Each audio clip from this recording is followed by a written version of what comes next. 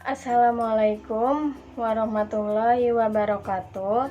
Perkenalkan, nama saya Yola Dwi Aprilia. Di sini saya sebagai pemateri pertama yang akan memaparkan mengenai konsep kurikulum. Konsep kurikulum berkembang sejalan dengan perkembangan teori dan praktik pendidikan. Juga bervariasi sesuai dengan aliran atau teori pendidikan yang dianutnya. Menurut pandangan lama, kurikulum merupakan kumpulan mata-mata pelajaran yang harus disampaikan guru atau dipelajari oleh siswa. Menurut McDonald tahun 1965 halaman 3 dalam Sukmadinata tahun 1997 halaman 5, sistem persekolahan terbentuk atas 4 subsistem, yaitu mengajar, belajar, pembelajaran, dan kurikulum. Mengajar merupakan kegiatan perlakuan profesional yang diberikan oleh guru, sedangkan belajar merupakan kegiatan atau upaya yang dilakukan siswa sebagai respon terhadap kegiatan yang diberikan oleh guru. Keseluruhan pertautan kegiatan yang memungkinkan dan berkenaan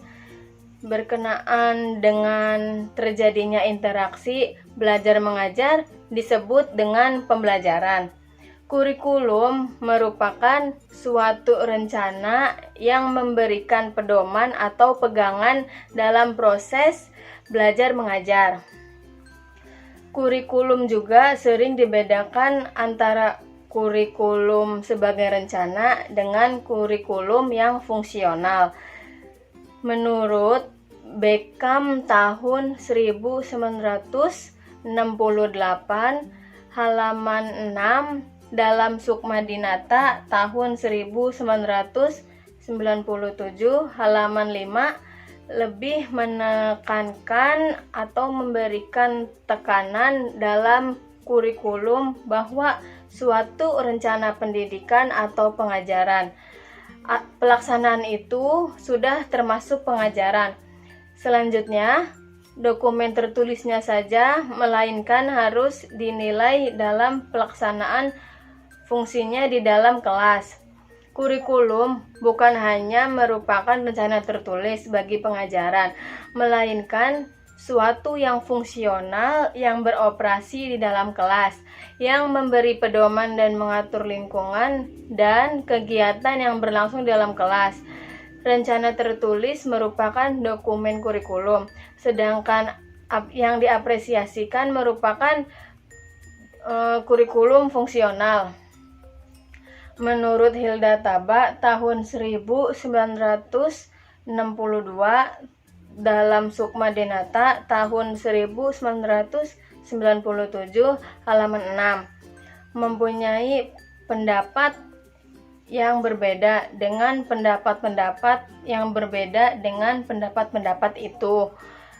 Perbedaan antara kurikulum dan pengajaran menurut dia bukan terletak pada implementasinya, tetapi pada keluasan cakupannya. Kurikulum berkenaan dengan cakupan tujuan isi dan metode khusus yang menjadi tugas pengajaran. Menurut Taba, keduanya membentuk satu yang terletak pada kurikulum, pada tujuan umum dan tujuan jangka panjang, sedangkan pengajaran pada ujung lainnya yang lebih khusus atau yang lebih dekat. Terima kasih pemaparan materi dari saya. Selanjutnya akan dipaparkan oleh teman saya, yaitu Laura Magsira. Ada di Indonesia. Bukan rahasia umum lagi jika kurikulum di negeri ini sudah mengalami beberapa kali perubahan. Banyak faktor yang mempengaruhi, mulai dari faktor ekonomi, politik, sampai iptek. Dalam rentang waktu 1945 sampai dengan 2013, kurikulum di Indonesia sudah mengalami 8 kali perubahan. Kurikulum 1950 mengalami penyempurnaan dengan dibuatnya kurikulum 1952. Yang menjadi perbedaan yaitu setiap guru hanya mengampu satu mata pelajaran saja. Lalu, pada akhir era kepemimpinan Soeharto, muncul kurikulum baru dengan nama kurikulum 1964. Yang menjadi fokus utama pada kurikulum ini adalah pengembangan Pancawardhana. Pada tahun 1968, kurikulum kembali mengalami pembaharuan.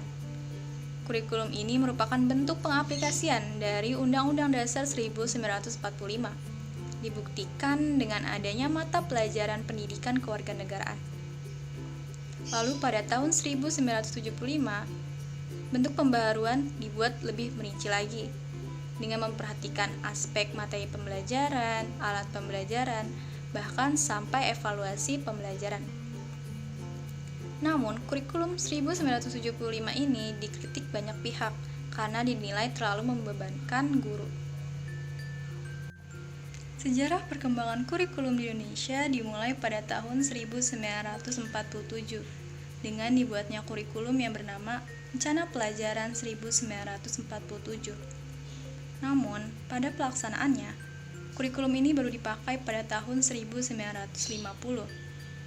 Hal ini yang menjadi dasar beberapa pihak menyebut bahwa sejarah perkembangan kurikulum di Indonesia dimulai pada tahun 1950. Ada dua hal pokok yang menjadi dasar pada kurikulum ini. Yang pertama adalah daftar mata pelajaran dan jam pelajaran. Lalu yang kedua adalah garis-garis besar pembelajaran. Pada tahun 1984, kurikulum menjadikan siswa sebagai subjeknya. Lalu pada tahun 1994, kurikulum dibuat menjadi merinci kembali dengan menggabungkan kurikulum 1975 dengan 1984. Namun, kurikulum ini mendapat kecaman dari beberapa pihak karena dinilai terlalu membebankan siswa. KTSP 2004 dan 2006 mengalami perubahan yang cukup signifikan. Hal yang paling mendasar yaitu sekolah diberi wewenang untuk mengatur visi misi sampai silabusnya sendiri. Lalu yang terakhir ada kurikulum 2013 yang sudah diterapkan di sekolah sampai detik ini. Assalamualaikum warahmatullahi wabarakatuh. Perkenalkan, nama saya Raisa Bilqis Ramadhani. Di sini saya akan mempresentasikan tujuan perkembangan kurikulum. Sesuai dengan fungsinya, kurikulum adalah suatu acuan yang sangat penting dalam dunia pendidikan. Maka, kurikulum sudah menjadi keharusan untuk menyesuaikan dengan perkembangan teknologi dan dinamika penduduk atau masyarakat agar tujuan dari pendidikan itu dapat mencapai tujuan nasional sesuai dengan undang-undang negara kita, yaitu Undang-Undang 1945. Selanjutnya, menurut Omar Hamalik menyebutkan tujuan pengembangan kurikulum adalah pengembangan kurikulum merupakan proses dinamika sehingga dapat merespon terhadap tuntunan perubahan struktural pemerintah, perkembangan ilmu dan teknologi maupun globalisasi.